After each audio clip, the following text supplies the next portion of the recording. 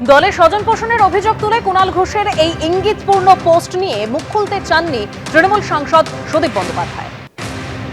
কুণাল ঘোষ আজকে অভিযোগ করেছেন তাপস রায় সজল ঘোষকে জোর করে পার্টি থেকে তাড়ানো হয়েছিল, কার্যত বাধ্য করা হয়েছিল পার্টি ছেড়ে।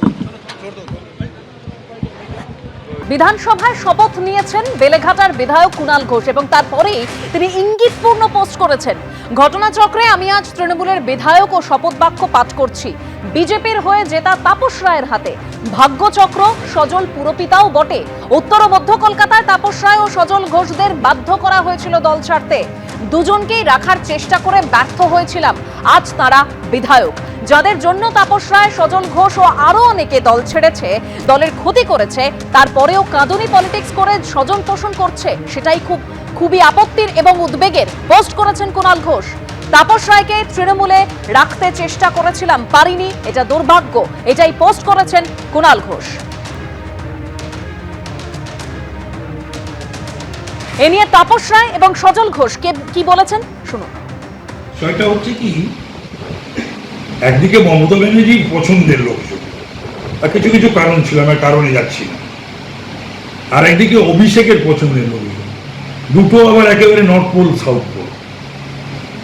তো এই অরাজনৈতিক লোকেদের, ধান্দাবাজ লোকেদের, স্বার্থপর লোকেদের আর এই বৈভব আর এই অর্থ রোজগারের বন্দোবস্ত করা, অর্থ তোলা, এবং সেখান থেকে মানে কাটমানি শব্দটা ব্যবহার করেছিলেন মমতা ব্যানার্জি, কিন্তু কাটমানি শুধুমাত্র ওই নিচের স্তরেই ছিল না, কাটমানি তো উপরের স্তরেও ছিল।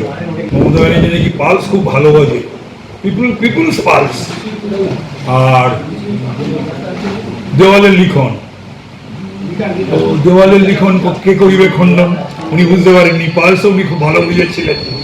আর তারপরে কার্বাইডে পাকা, এই ইঁচড়ে পাকা দল বাংলা, তার সর্বভারতীয় সাধারণ সম্পাদক। একদম খুব সহজ ভাষায় বললে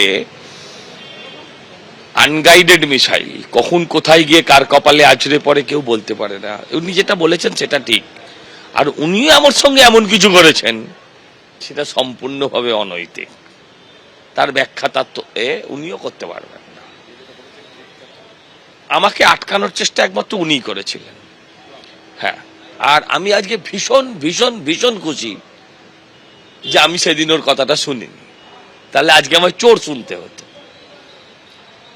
আজকে আমি শপথ নিচ্ছি বিধানসভায়, সেটা নিতে পারতাম না, আমায় চোর চোর শুনতে হতো। যেখানেই যেতাম, হাটে বাজারে যেখানে যেতাম, পাবলিক আমায় চোর বলতো, অন্তত সেটা শুনতে হচ্ছে না। ও ছোট লোক, খুব সহজ ভাষায় বললে, এক কথায় বললে, কোনো রাজনৈতিক কথা হয়তো হলো না, কিন্তু ওনারা সঠিক। দাদা বৌদি বিরিয়ানি অব্দি ভালো, এর বাইরে ভালো না। হ্যাঁ, একদম পরিষ্কার করে ক্যাটাগরিক্যালি আমি বলেছি কোন সাইজের লোক, সেটা আমি বলেই দিয়েছি। বারবার উচ্চারণ করতে চাই না শব্দটা, কিন্তু they people are not good man, অত্যন্ত নিম্ন মানসিকতা। তবে ভালো, এইসব লোকের সান্নিধ্য পেয়েছিলাম বলে তো দলটা ছাড়তে পেরেছিলাম। 8.5 ঘন্টা পেরিয়ে গেছে, কলকাতা পুলিশের ডেপুটি কমিশনার শান্তনু সিনহা বিশ্বাসকে এখনো জিজ্ঞাসাবাদ করছে ইডি। সোনাপাপ্পুর বাড়ি ও বেহালার ব্যবসায়ী জয় স্কান্দারের বাড়ি সহ 10 জায়গায় ইডির তল্লাশি অভিযান চলে। সোনাপাপ্পু ও জয় স্কান্দারের সঙ্গে শান্তনু সিনহা বিশ্বাসের যোগসাজশের অভিযোগও রয়েছে। 19 এপ্রিল যখন জয় স্কান্দারের বাড়িতে হানা দেয় ইডি, তারপর তাকে গ্রেপ্তার করা হয়। তবে এ নিয়ে শান্তনু সিনহা বিশ্বাসকে মোট 5 বার নোটিশ পাঠায় ইডি। এখনো তাকে জিজ্ঞাসাবাদ পর্ব চলছে, 8.5 ঘন্টা পেরিয়ে গিয়েছে। কি তথ্য উঠে আসছে, আর আমরা সরাসরি চলে যাব সিজিও কমপ্লেক্স থেকে, আমাদের প্রতিনিধি প্রকাশ সিনহা রয়েছে। প্রকাশ,